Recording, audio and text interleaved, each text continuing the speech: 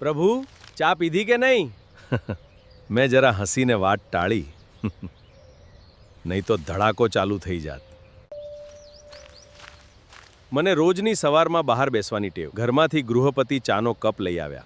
ઓટલાની પાળી પર ચાનો કપ બિરાજમાન થયો.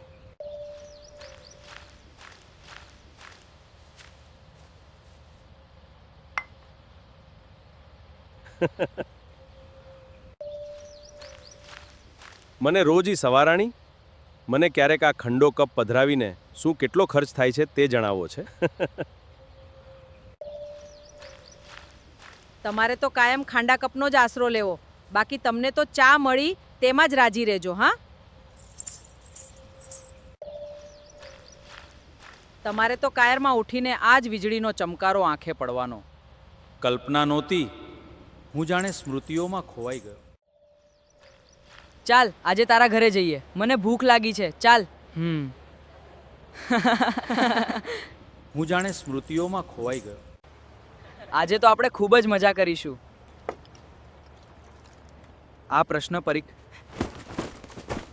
હું જાણે સ્મૃતિઓમાં ખોવાઈ ગયો.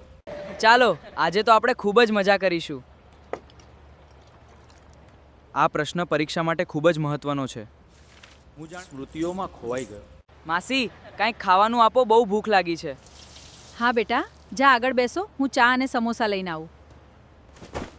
હું જાણે સ્મૃતિઓમાં ખોવાઈ ગયો. આગળના હોલના સોફા પર અમે ગોઠવાઈ ગયા. સમોસા ઉડીને બધાના હાથમાં આવી ગયા. અલ્યા, ચા તો આવવા દ્યો. ટેબલ પર ચાના કપ મૂક્યા. પહેલો કપ મને આપ્યો. અરે, આ કપ તો ખાંડો છે.